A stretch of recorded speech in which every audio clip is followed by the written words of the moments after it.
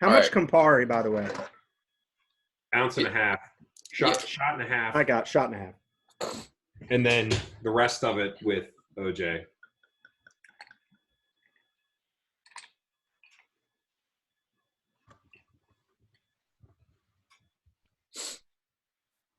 What does that say? Big Daddy. Your background is poorly flickering in and out. All right, let me see what I can do because I can't. You can't move. It's got to do with like coloring and coloration and all that shit. I think it's because the wall behind him is the same color as his skin. Let me see if I can get. Is there like a regular one that's just like a blank? I mean, it's your favorite. How come Gideon looks so clear in the video and the rest of us look so grimy? Because my camera is good. Welcome to that MacBook, baby.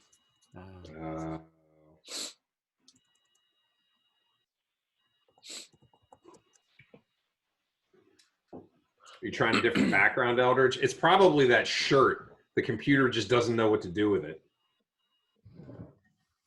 I got something for you. Don't worry. Today's the 3rd, right?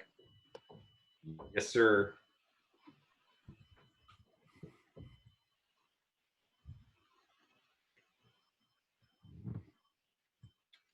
This is really, really good with my fresh squoze orange juice. Squoze. What do you think the odds are that I can get my wife to get me a refill after I finish it?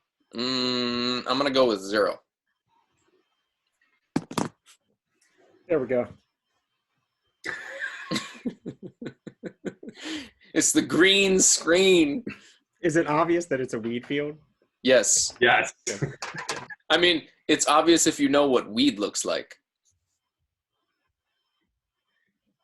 When we have 700 people watching in 1 minute, I'm going to laugh including like a federal judge, I'm going to laugh my ass off.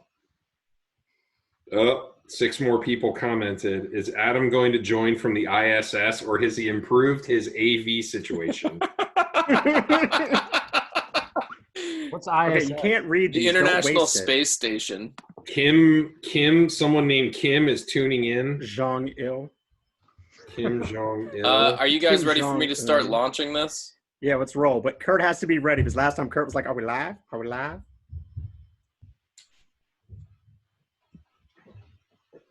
I was gonna do this on my Peloton today. Oh, Adam moved.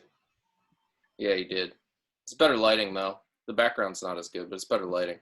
Yeah, it's hard to find anywhere in my house that's not backlit. Are we filming porn for RedTube?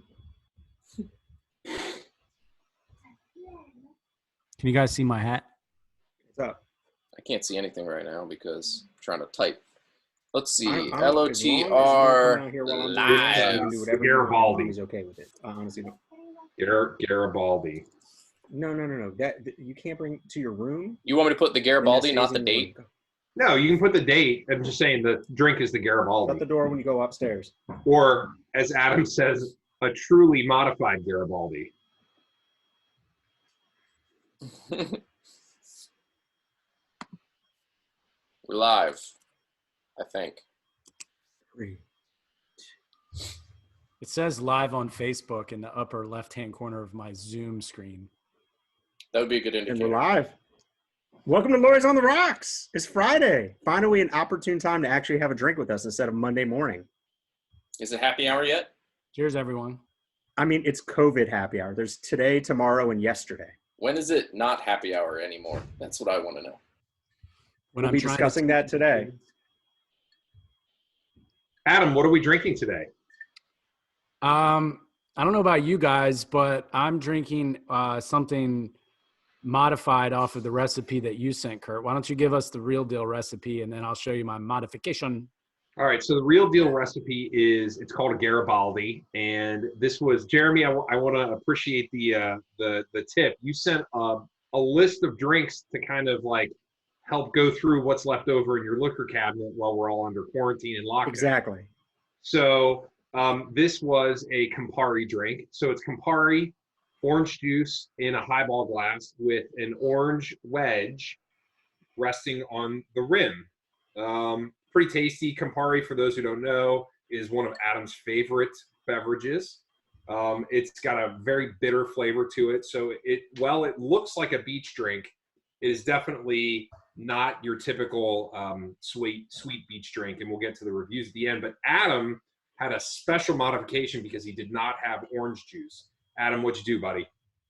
Well, I got the Campari. I got the rocks glass and the ice. And instead of orange juice, I'm using Truly Orange. Any excuse to use a fine seltzer, you will always use. I mean, you incorporate seltzer into literally every recipe. I'm surprised your kids haven't had Truly at one of your meals. Oh, we just reduced the alcohol in the Truly to make an oven baked brisket with Truly lemon. Yeah. So due to the quarantine, I had no Campari. And while I was searching to see if I had Campari, I said to my wife, who was looking in the liquor cabinet, "What's that bottle way back there? Maybe that's it." And I came across, I don't know where this came from, guys. This is Inverhouse Green Plaid, very rare Scotch whiskey with a screw top. So I have no idea how old this is or where it came from, but this is what I'm working with today, folks. It is aged 36 months, and it's a blend of superbly light 100% rare Scotch whiskeys. Anytime you have something aged in months, you know you've got a quality product. Well, that's why you stuck it in the back of your cabinet so you could age it for a couple more years. Yeah. Right. I mean, it's probably been aging for the last 12 years that we've had the house. So That definitely came out of your grandfather's liquor cabinet. Finally aged. Before you showed the bottle, I thought you were going to tell us it was Heinz 57. But then you got to hit it like this. As long as it's not Hunts. None of that Hunts, Adam. See? I remembered. Came full We had circle. a whole laundry list of topics we wanted to run through today. The top topic we had, and I don't know if you guys have the show notes, so I'm going to look off to the teleprompter on the side here. Maryland police, and this story was from 3 days ago. Maryland police, in a very short period of time, have responded to over 400 calls for stay-at-home violation orders. Local and state law enforcement have responded to 400 calls for Governor Hogan's stay-at-home order intended to stop the spread of the coronavirus. You can only leave your home for essential activities such as grocery shopping, work, exercise, or to pick up meals from schools. You get a fine of $5,000 and up to a year in jail. Show them where you go, Kurt. Show them where they go. Right behind me. Where is that?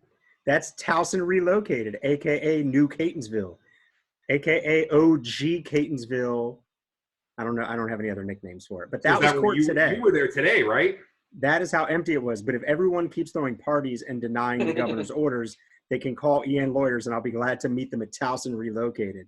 I was lonely there today. I thought you were there now. I thought you were broadcasting live after your bail review. You know, we got a bail review coming in right now, Adam. We got a party at the Red Roof Inn on 40. I almost didn't get to that bail review because I couldn't button my suit, put on that COVID whatever.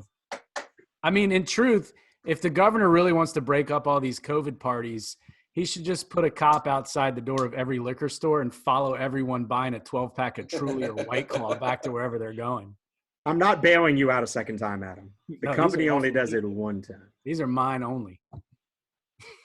Adam's the guy. Well, everyone's buying toilet paper. Adam's bought all the Truly. He's hoarding Truly, White Claw. He's going to be the next guy they bust on Amazon for selling Truly. So I will tell you here at the end of the article, it says Baltimore County has gotten 162 complaints. The issues, they didn't arrest anybody, but they issued cease and desist orders at a gymnasium and a barber shop, both on the east side of Baltimore County. And I'm kind of like, really? For a gym and a barbershop, like you didn't know that those were supposed to be closed? And like a barbershop, you could take your shit with you and go to somebody's house and like not get busted, not get in violation of the order. I feel like this is one of those things, Jeremy, where we provide appropriate legal advice to our clients who are on restricted licenses, where we go, look, if you got to run an errand you need to do it on the way to or from your essential job or school or the doctor's office. And, you know, invariably people still get busted doing dumbass stuff, like at 1 o'clock in the morning, driving home from their girlfriend's house when they have a work restricted license. Look, I'm suffering. I usually get a haircut every 2 weeks, and that would probably be underselling it. So trust me, I haven't had a haircut in a month, and you look like Michelle's been using the Flowbee on you, Kurt. You look like you got a good Flowbee cut going there. I happened to get a haircut. I got a haircut like 3 days before all the barbershops got shut down. So I would simply say that I talked to an unnamed client barber today. He told me that he is doing home visits with an N95 mask on. If people have garages, he goes into the garage, cuts their hair, and cleans everything up and takes it with him and leaves. And people are paying a premium for a haircut. We're advocating a conspiracy to violate the governor's order. That sounds I would illegal. never do such a thing. And the governor's also got a shaved head, so I don't really think it's fair that he criticizes us, you know, for needing to get a haircut. Although I've gone haircutless. I'm going in solidarity with you, Jeremy.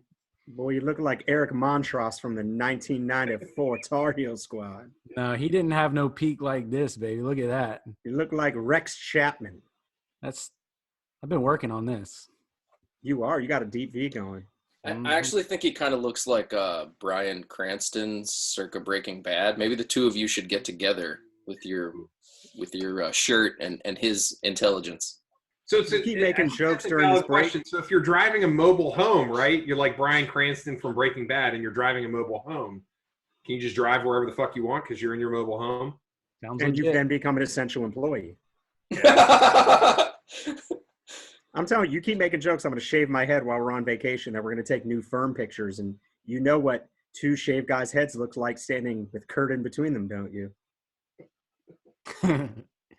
So I can think of some really inappropriate things there. One is usually lower than the other, right, Jeremy?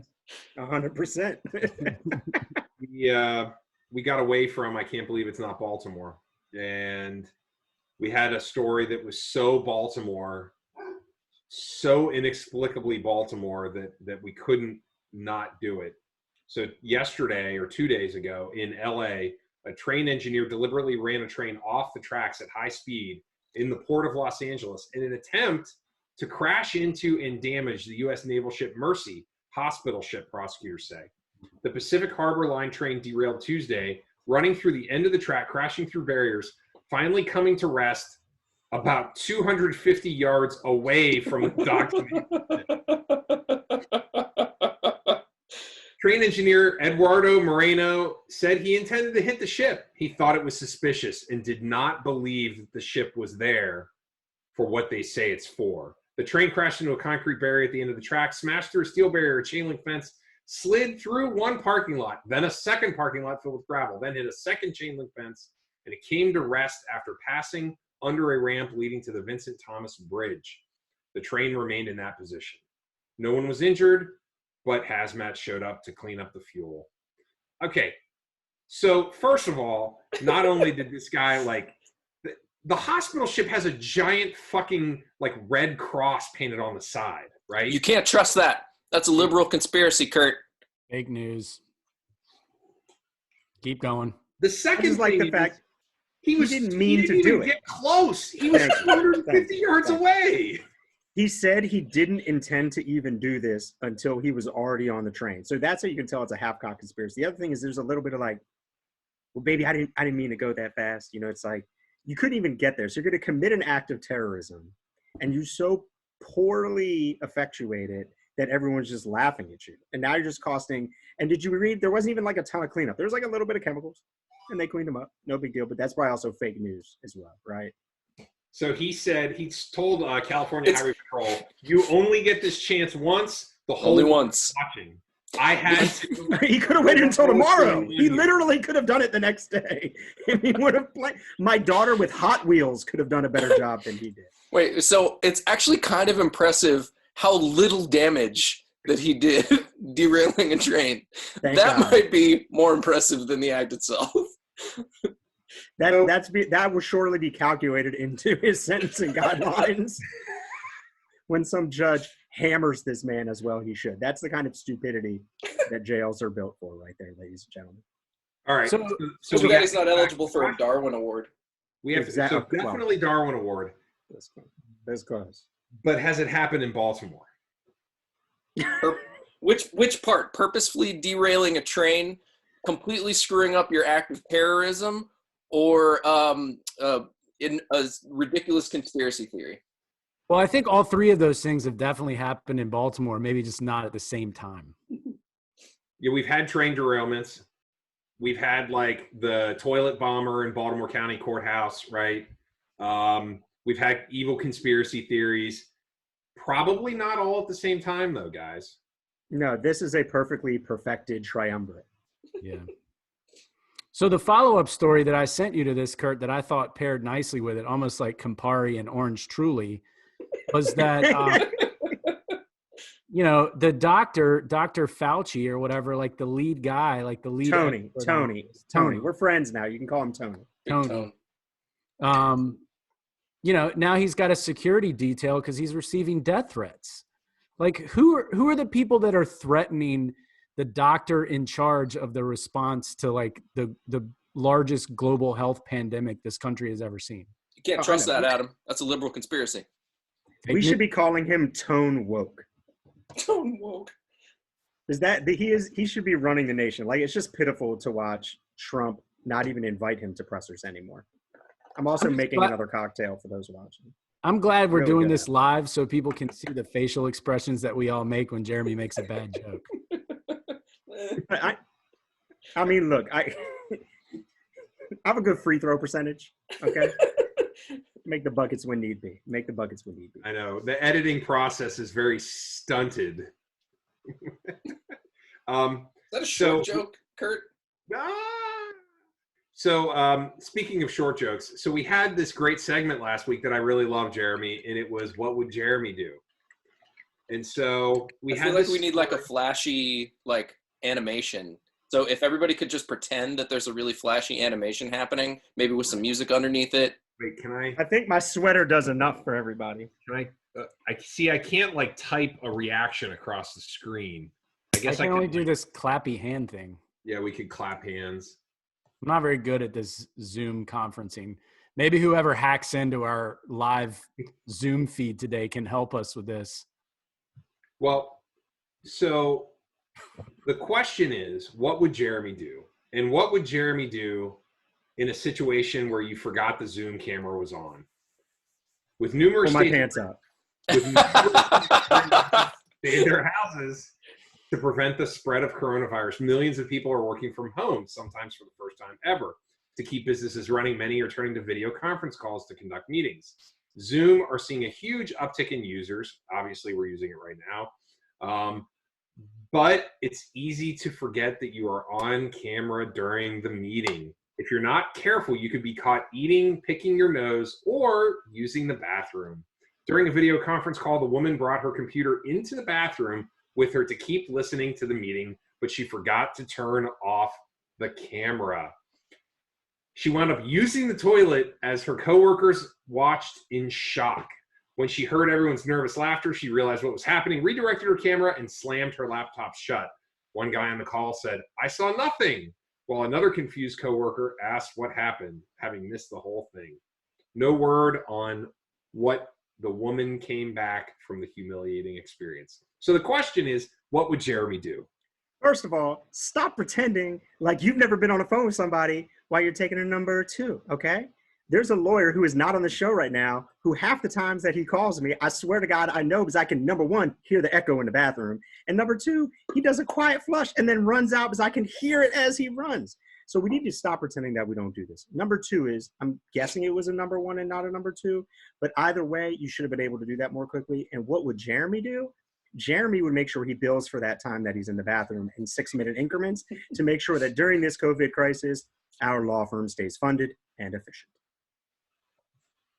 By the way, I don't have pants on right now, and the reason I have a virtual background is I'm taking a number two. Is that your dump thing on? The interesting thing is, I don't think any of us can independently verify that's not true. Exactly, baby. And numero dos. So listener Peter, who may or may not be watching right now, sent us this next story.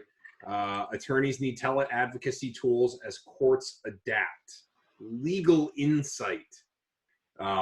He immediately drew, I think, ire from all three of us, right? So, well, especially Adam, who has more experience than any of us already advocating via RedTube, Pornhub, those venues. Yeah. So yeah, so I think the gist of this is that, I think we all understand, or maybe, are starting to understand that life is probably going to look a lot different when this is over with. And so maybe some of these adaptations that we've seen for teleworking or using televideo as a tool, the expectation is that, these things are now going to spread and be more widely used than they were previously. Although, this is technology that's been around for a while. And so the article was obviously written by the shareholders of Zoom, advocating for, greater use of televideo conferencing in the court system. Right, Kurt? correct. And my take on it is that in the immigration court, we've been using televideo for quite some time. Primarily in Baltimore, it's used just for bond hearings with detained clients. And then those individuals are brought to court for their individual hearings or their trials. However, I have experience in other courts, Arlington specifically being one, where I conducted an entire asylum hearing where my client was appearing via televideo from Farmville, Virginia, while I sat in a courtroom with the ICE prosecutor in Arlington, Virginia. And on top of it, we had an interpreter. And I can tell you that it is the hands down easily the most difficult experience I've ever had in court. I've never had an experience where people were talking over each other. It's very much like the way these things work, right? You mean our podcast? A lot like our podcast. But not as good. Except not as funny, obviously, Jeremy. But it's very difficult. It's very cumbersome. I suppose it's something that we could all get used to at some point with some practice, but it's not something that I'm anxious to see spread the use of it spread any further, even after we're finished with this. Jeremy, you had some pretty strong reaction to it as well, I believe. I think part of the problem is the courts really are pushing for video depositions. And I think one of the critical things that you need to be able to observe is someone's body language. And a lot of body language gets lost in translation on a video chat. They've used video chats or video services for bond hearings. Which works great. No complaints. That's fine. The client doesn't have to talk. The client usually shouldn't talk at a bail hearing. And there's almost never anything, and I say that with a caveat. Sometimes there could be some information that would be helpful to have in your hands, but if you're doing your job as a lawyer, you're going to either go visit the client or talk to the family to learn about his situation, to see where he can go, what he can do, in terms of resolving his case without the family member present. But you need to understand how somebody's going to present to a jury when you're conducting a deposition. You can't really do that over video.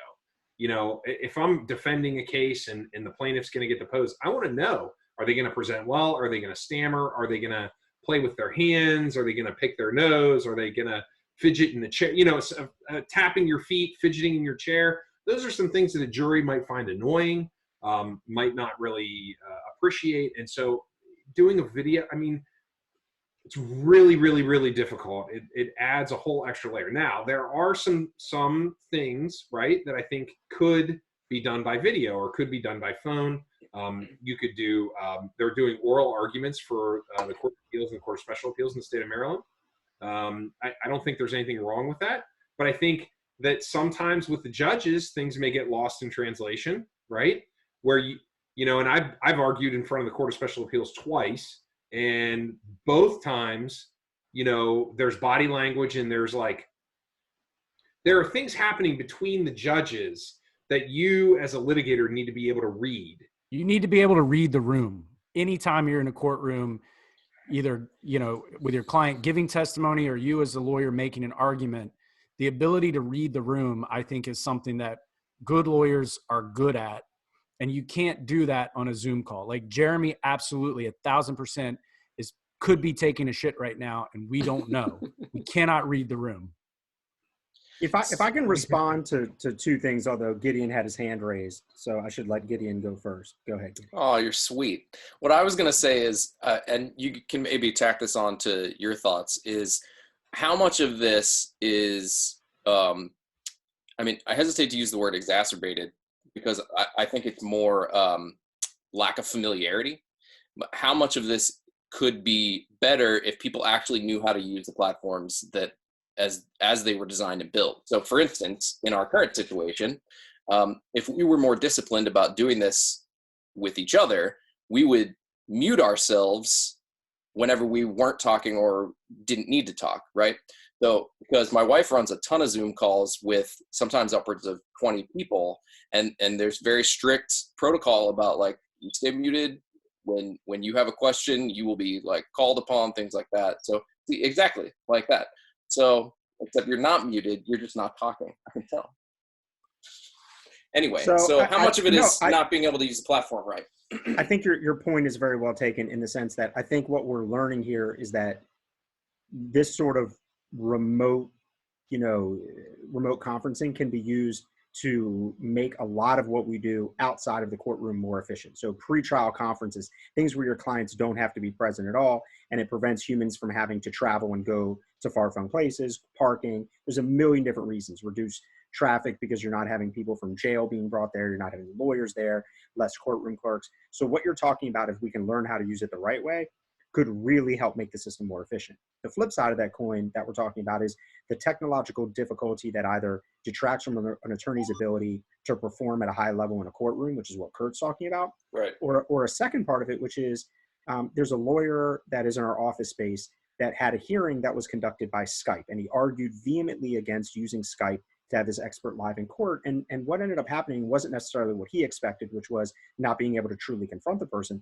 What ended up happening was technological difficulty because the courthouses didn't have the Wi-Fi capable of carrying the bandwidth to produce a good streaming message. And then what happened is everyone just got frustrated. So then you run into the next set of consequences that run parallel to what Kurt was talking about when you have people getting annoyed with witnesses, which is if you're watching someone on video, inevitably, it's going to be a whole lot less exciting. So when you watch the victim come in a case, or the cop come in a case, or someone who's a hostile witness walk in the courtroom, like there was a prosecutor who I remember who rode a bike into a courtroom. Some of the live theatrics of a performance, or when you do a Ray Lewis dance. Yeah, I've danced 3 or 4 times. I mean, I get down on my knees, baby. I mean, I like moving around a courtroom, so that part of that is lost. And a jury is going to be bored watching this stuff. And anyone that does, they'll tell you, anyone that does heavy civil that has to play depots in a trial, they'll all tell you the same thing, which is, they have to do it because everyone does it, but it definitely doesn't have the same effect. And you certainly can't mimic that in a criminal case. You just can't. And if my client, for instance, is facing life for a rape or a murder, you want the victim in a sexual offense there to testify before the jury, right or wrong. You want the cops there to testify. You want the eyewitnesses there to testify, because you're seeing, what I always say in my opening, again, in my closing, is to use your God-given senses. So it's really hard to do that when all you're seeing is somebody on a screen. One of the best examples, and I'll end here, is being able to see, the best thing, and this happens all the time, is when you see a cop get on the stand in a drug case and they start looking down. And the moment they start looking down, that they're reading from a piece of paper instead of testifying from memory. But if you're at a remote conference, you can't tell I don't have pants on right now.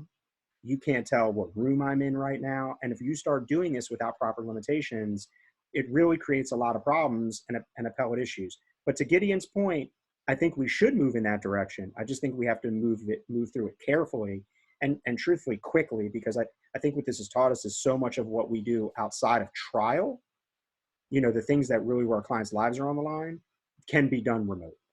And I'm sure it doesn't help that, this is going to sound so ageist of me, but I'm sure it doesn't help that a large number of judges are older, because it takes a longer time to become a judge than it does to just become a lawyer or otherwise. And so they're probably less familiar with newer technologies. Well, it's habit, right? And how to adapt to them. Yeah, I mean, it doesn't mean they can't learn. Got on the bench. And even now, right, we're seeing our law firm, for example, very quickly went remote. And we are doing video conferencing with clients. We're doing virtual consults, right? But then you have these lawyers who are a little bit more old school that want to see their clients face to face. And it's definitely a struggle and an evolution of the law practice to be able to not only catch up with this technology, but to use the technology, because everyone's chasing the buck all the time. Well, and I want to say, I mean, I've been doing a lot of phone consults the last couple of weeks with clients, which is fine. I will do those from time to time anyway with clients who are in far-flung places, but you really can't substitute, and for what we do with the type of sort of retail, type law practice that we run, you really can't substitute that face-to-face conversation. And, I think the three of us are probably pretty good at that. And the ability to empathize with someone in a situation where they're telling you about the reasons why they're afraid to go back to their country, or, something that happened to them in a criminal case or in a car accident. I mean, it's really tough to replicate that on the phone or, over a video chat. In my opinion, I'm not old. I keep telling my clients, I'm not old, but I consider myself to be a little bit old fashioned when it comes to that type of interaction. Yeah, I would agree. And I think one of the things when you're evaluating a case right off the bat is especially something where, and look, we know sort of something's going to be a trial, something's not going to be a plea, something's going to be a settlement, something's going to be something you take to a jury or a judge for a civil case.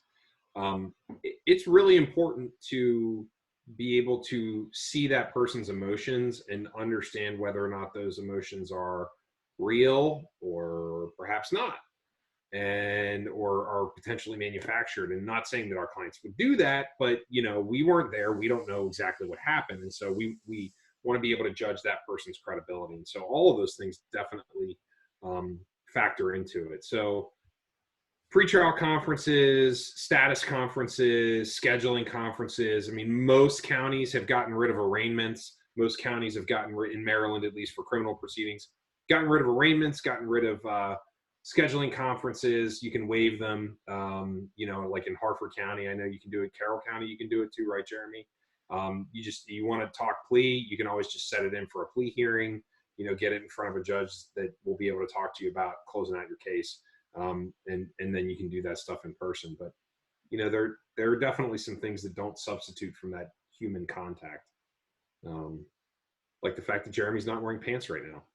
Yeah, I mean, I'm just saying, if everyone would just use Amazon Web Services to just help make them more efficient, it would make, my family and everyone else a lot happier. You know what I mean? And just throwing that out there. Just saying. So the last one we had, I don't know, maybe this is just something we could put on our website, or we could run through it. You seem so excited by it, Kurt. I know. You didn't want to do the Kyle Turley story. That's the problem. I sent you 8 Kyle Turley stories about the NFL player who claimed that CBD cured COVID and said it, and then within an hour had backtracked off Twitter pretending that it's not a panacea. I sent you so many COVID cure stories. And if any of our listeners have any more of these COVID cure stories, please send them our way. We want to try every one of them on the show. That's why I'm wearing this sweater. I heard that marijuana cures COVID. Kyle Turley told me.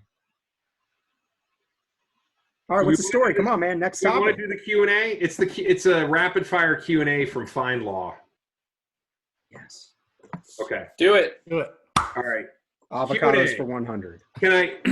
Adam, can I ask someone not to take the elevator with me? Yes.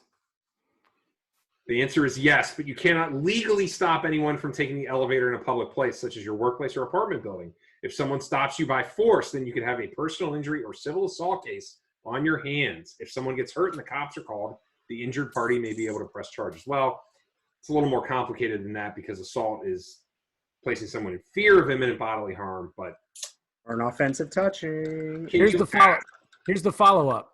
You could also just take the fucking stairs, you fat ass. And then you won't be as at risk for comorbidities. Is that right? Right. Good point. I hope everyone is working hard on keeping off the COVID-19 pounds. Jeremy. How's that Peloton on this COVID Coronication. Jeremy. The next episode I'm doing live from the Peloton. From the Peloton? Yeah, I'll be wearing biker shorts, the zip up biker shirt. Yeah. Anyone that wants to jump on with me during this one, Peter, I know you have one, a couple other listeners. High five it. Charm City Elroy. Do it just like that.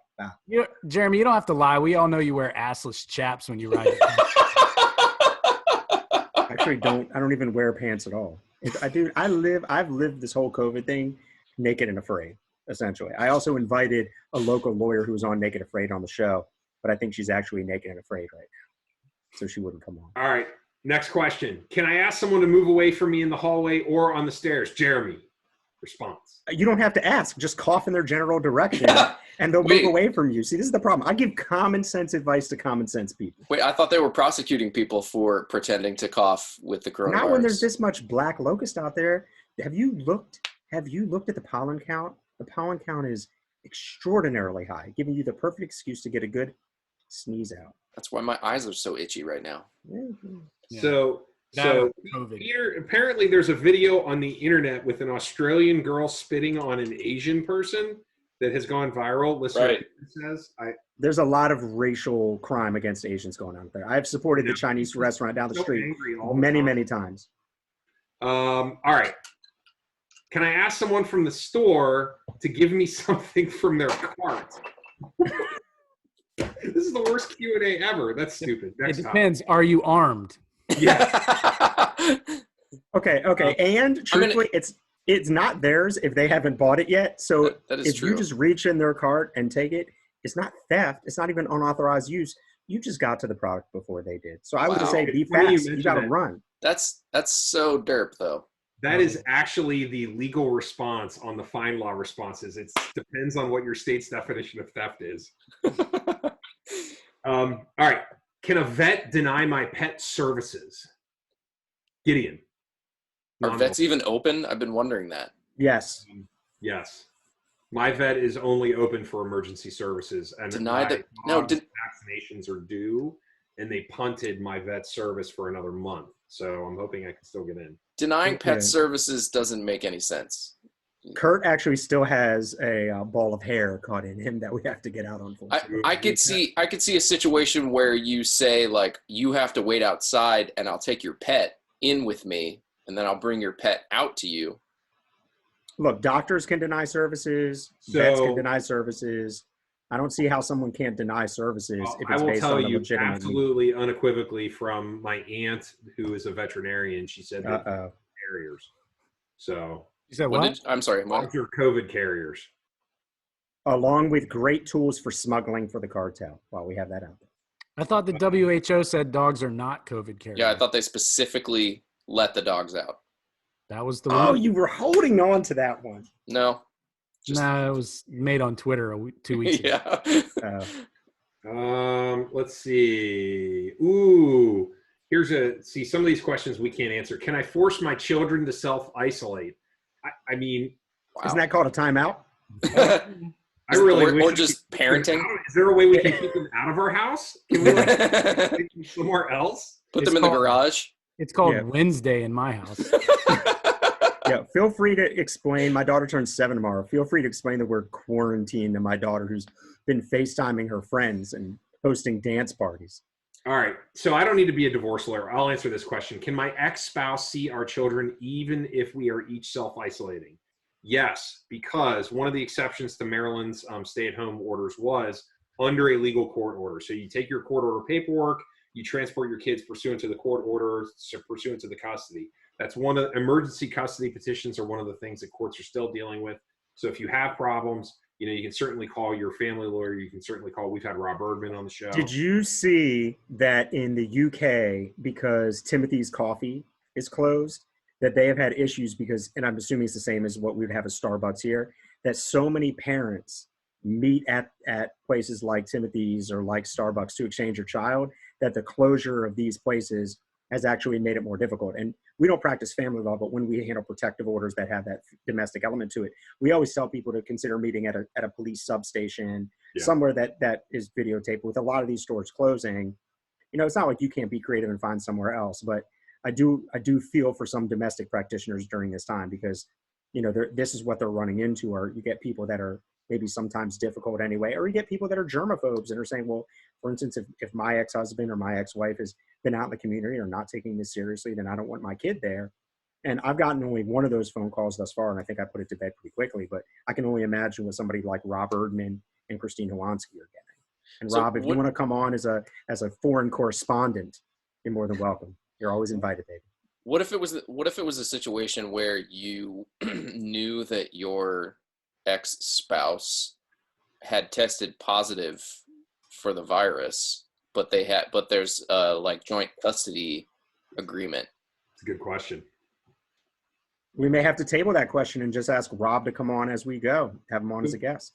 So we had the next question in the Q&A was also a Stump question from Peter, the avid listener, which is, can stores require you to take off your face mask when you come in? So typically most retail stores require, make you take your mask off for fear of, shoplifting and not being able to identify the suspect.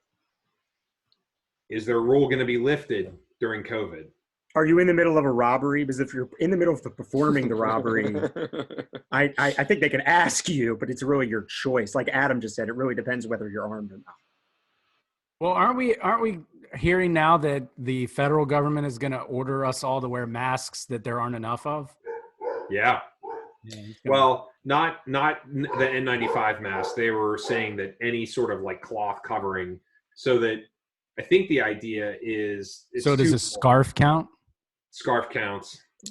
It's your best life now, Adam. That might be the first government intrusion that Adam's been okay with.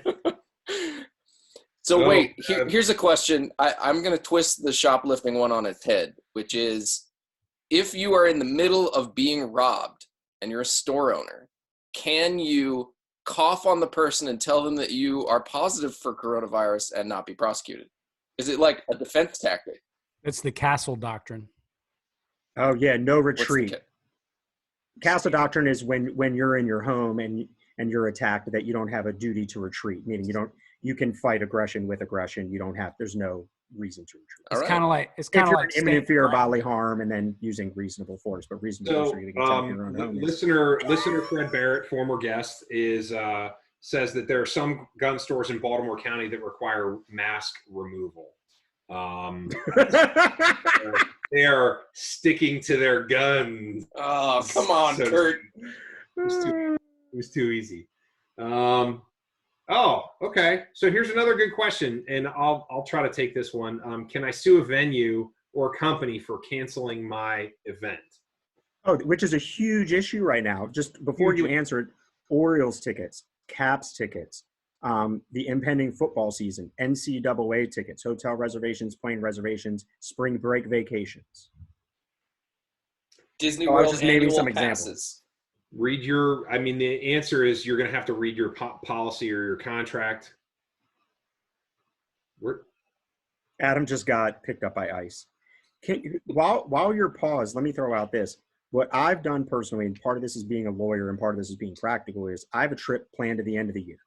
I've now bought travel insurance, and I made sure that there was a proper endorsement, or as you call it, a rider, so that something like COVID would be included. And I think we mentioned this last week, but if you didn't tune in last week, if you're getting any insurance right now, and I'm telling you, I'm getting correspondence from USAA as we speak, this past week about renewing and updating policies, something you have to pay attention to is a lot of these companies are slipping in riders, excluding your insurance policy from covering any COVID related. So we talked about business interruption.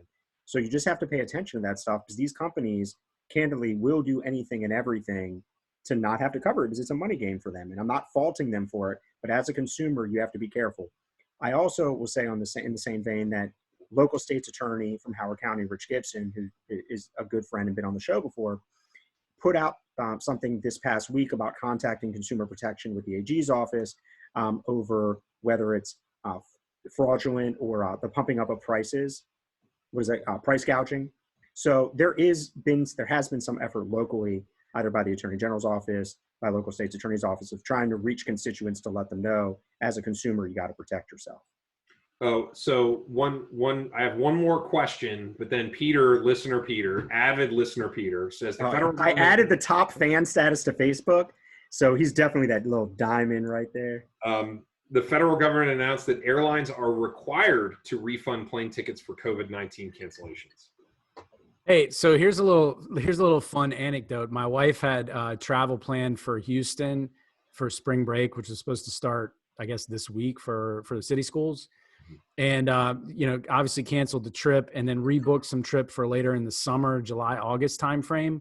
And the price differential right now, guys, if you guys want to book flights on Southwest, like $39, $49 one-way flights, it's incredible. We're going to end up getting probably 3 trips out of the refund that we got on the trip that we just canceled for this week. Assuming that trip isn't canceled too. True. Yeah. But I mean, it'll just continue to roll. I mean, we'll get all the money back in our account, but it's pretty impressive. We were supposed to have a trip to Nashville, not to be confused with Farmville. So I guess that trip may end up being a lot cheaper now. Yeah, let's do it. Let's go. So a couple of little downer topics or questions. I am not safe in my home, and this is something Next we topic. need to.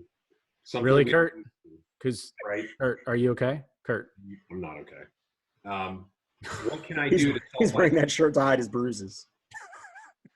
Michelle's been throwing tires at him. I'm asking the question as it's written. Come on. Look, it's part of Michelle's CrossFit routine to beat you. Okay. So I'm not safe in my home. What can I do? Am I permitted to leave my home and go elsewhere? Hell yes. One of the exceptions to the governor's order was for victims of domestic violence. Shelters are open. Shelters are available. Shelters can absolutely, take you in. They're all still operating. Look, House of Ruth is still operating. Women's Law Center locally has attorneys that act as advocates. I know I'm making light of Kurt getting beat because we should, but the fact of the matter is that a lot of the cops, frankly, the ones that I've talked to, aren't as busy as you think they are. They're sort of confounded by what to do, and they're hesitant to come into contact with people. But if you have a serious domestic issue, and you ever got charged, call our firm and I'll consider representing you for free. And that's not an advertisement. I mean, there's a lot of other advocacy groups out there, but I mean, I don't want anyone sitting at home worried whether they can leave their house to get their medicine from a pharmacy,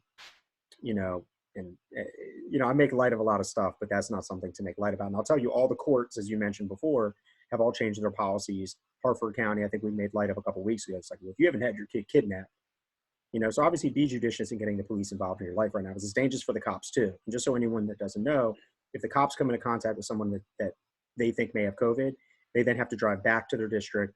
They have to stay in their car. Someone empties out their locker. They send them home, and they have to wait until that person that may have COVID tests positive or negative, which can take, like Kurt said, a long time until we get the faster testing, which we're only getting now. So you're also putting that cop's ability to perform in jeopardy. Same thing with a firefighter and EMT. So just be careful about this. And I have 2 medical professionals in my family. God, this is so serious. This is why you can't do this. It's hard to take you serious with a giant weed field. I was waiting for someone to say that. Part of it looks like I'm in Nam, but I love, it's my favorite sweater. I came downstairs in it, and both Shantae and her mom both saw me.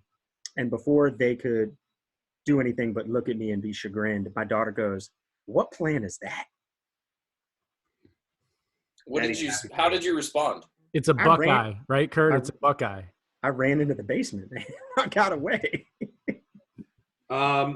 Serious question.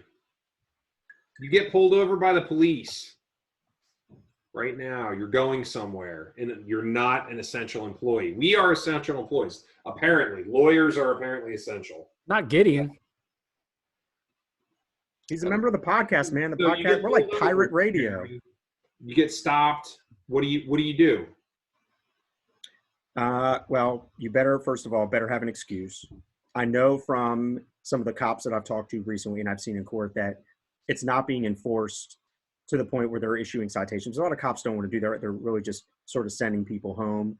And you're seeing a lot more cops on the roads right now in what I would call the traffic spotting position, pulling people over for speeding and things of that nature. But truthfully, if you're out there for an essential reason, make sure that your employer gives you some level of documentation, whether it's a letter, a work ID. The cops don't want any other issues than what they're having there. And I'm just trying to, we got enough going on that you don't need to make it any worse. But if you are breaking the law and you are going out there for a reason in violation of the governor's order, then honestly keep your fucking mouth shut and call a lawyer. And the cops can't ask you any questions without Mirandizing you, which gets very complicated in the traffic stop scenario, because on the DUI you're not entitled to Miranda. But this is obviously a criminal violation, so it modifies the situation. But if you don't want to say anything, then don't say anything. Keep your mouth shut. Be polite and respectful, and then hire a good lawyer like me or Adam to deal with it. I'm just messing with Kurt. I'm just messing with you, buddy. By the way, I added seltzer. I added seltzer to this drink. My cup says Big Daddy, for those that can't see it. But the seltzer really takes it to another level with the OJ. I agree. You should mix your OJ and seltzer all in one and put a little alcohol in there with it. 100%. The Campari, I'm sorry for not liking Campari before. So I'm a huge fan of this. This beverage was like a beach drink, but it wasn't beachy. It wasn't sweet. It's got that nice bitterness. It's got the tart from the orange juice. Adam, is this 5-star for you? You're like 5-star everything Campari. It's good, man. Are we done? Are we doing the drink review? We're doing the drink review. Oh, I know. You just wanted to keep going all the time, Adam. So I wanted to hear, I thought the viewers or listeners, do we have any viewers, by the way? 17,000. That's a good number. And then we'll have another 100 that watch it tonight. I thought, a lot of my text messages with friends and like reconnecting and stuff during this time has been, the conversation often devolves into, well, what are you watching? What are you listening to? So I'm curious to know, since I haven't seen you guys around the office, what are you guys watching? What are you guys doing? How are you getting through this time? Kurt? I'm watching Lock and Key on Netflix. It's kind of a kid show, but it's pretty entertaining. We were doing Outlander, but that kind of jumped the shark. It became like women's softcore porn. And Jeremy's like, wait, can I watch? Where do I watch this? Yeah, no. And then you said Dime Mouse. Oh, of course, I watched Tiger King, because who didn't watch Tiger King? I haven't seen it yet. Heard it here first.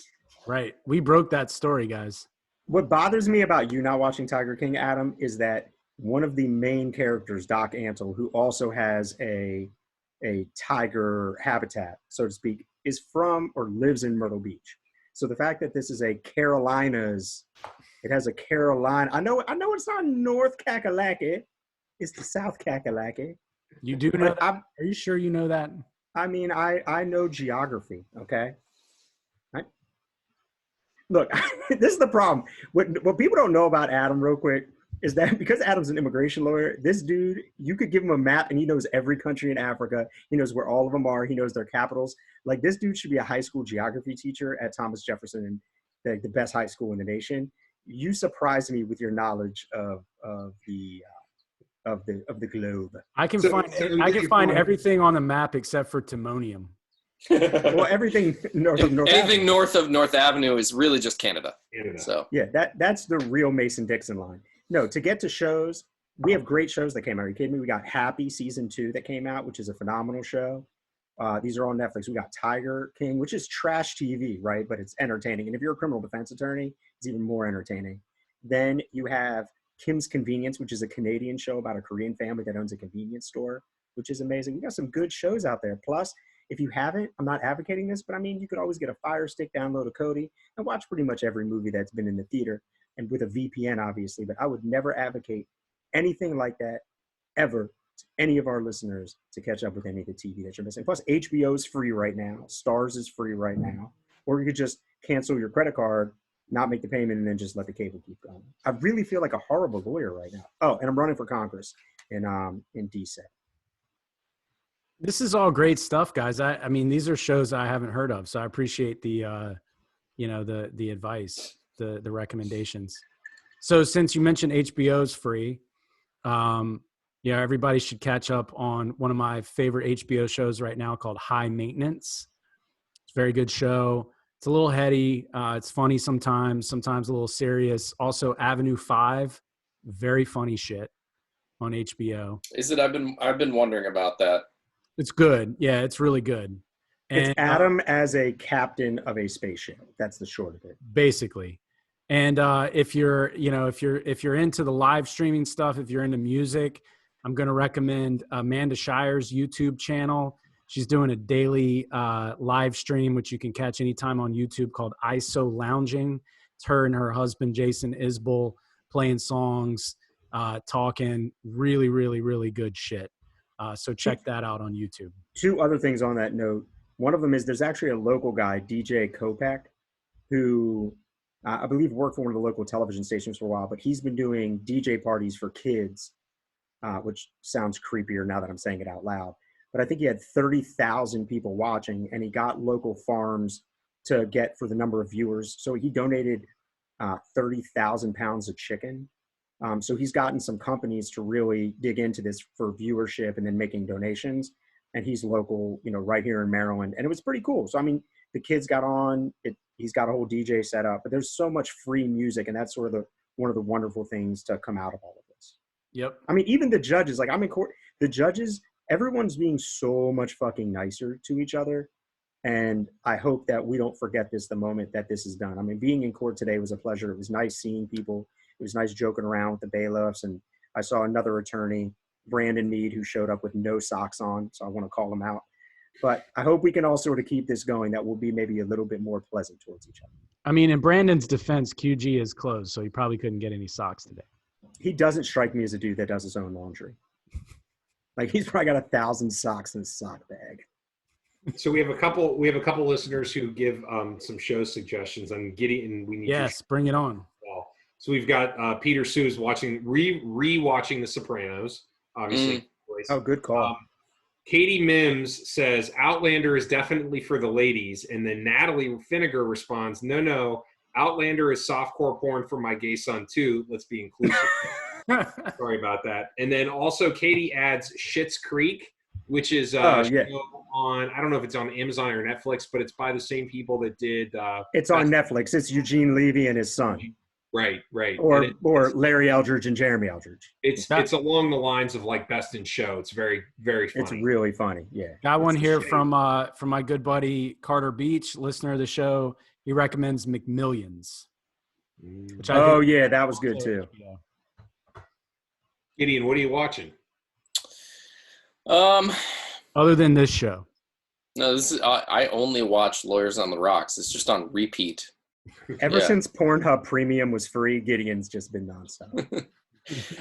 We just finished The Outsider on HBO. It was okay. It was a good adaptation of Stephen King. Had some good moments. I liked some of the characters. Production is good because it's HBO. Before that, we were watching Succession, which was also HBO. I would recommend that one, especially if you like to use the phrase "fuck off." It's repeatedly said, and then you can just mimic them. Season 1 was slow, but season 2 really picked up. I think that show is going to have some staying power. It's a good show. Yeah, it's interesting that you say that. I actually only came in, I think, like halfway through season 1 because my wife had been watching it with her sister, and I was like, "Oh, this looks all right." Yeah.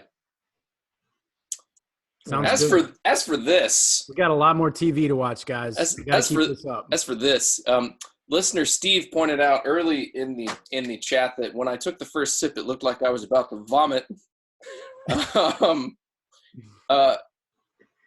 This fine 36-month blend of light 100% rare Scotch whiskeys somehow manages to combine. Can you give us this in the old Scott? It's been a while since we've heard the old. Read the label, buddy. Read the label. Can you lay it down? Come on. Yeah. What's important? It's from Inverness Screenplad. This somehow this has managed to combine. So beat the Scotsman out of you. It has somehow managed to combine, not flavorful enough, too sweet, and too alcoholic, all into one drink. It tastes like alcohol that has been like sugared down. Like I actually went and looked up at one point. You might have seen me looking down early on because I was trying to figure out like what happens to whiskey when it gets really old. And apparently not too much, but it doesn't turn into any type of sugar, which made me wonder, like, are they adding like corn syrup to this or something? It's tremendously bad. That bottle is how we know you're actually quarantined. I mean, that's shameful. Hey, I have much better stuff. I just wanted to do something ridiculous for the show, and because I didn't have Campari and happened to find this in the back of the cabinet. So can I recommend that you just, instead of drinking that, you could just use it as hand sanitizer? Maybe? That would be a bad recommendation. It's not. That's what I alcohol picture in the content. old days. If he got shot as a cowboy, that they pour a bottle of that stuff out and start pouring it on his wound. I mean, that's hooch. Well, I bite down on a stick. Yeah, I mean, that's the next episode, actually. That, or we could start a rumor right here with all 7 listeners that Inverhouse 36-month Scotch whiskey cures COVID. See, there we go. Just start tweeting it. That's all you got to do. Yeah. A whiskey a day keeps the Donald doctor Trump. away. Nice drink recommendation, Kurt. This is good shit. I will have to try it next time I'm at the liquor store. I recommend it with a Truly Orange. I might try my next one with a Truly Grapefruit. I'll let you guys know next episode how that turned out. Little cucumber melon seltz put in there.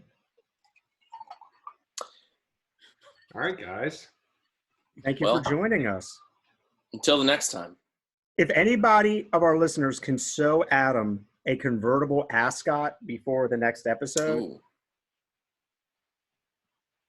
I We thought he will already give had you- 3 of those. Doesn't he have 3 convertible ascots already? no, it's more like a turtleneck gone right. Hey, if we're required to wear masks by the time we air again, I'll be bringing it. Don't worry. Pirate radio, baby. Pirate radio. Good night, Thank you for everybody. joining us. See you next week. Adieu. Adieu, adieu, number 2. All right, we are clear.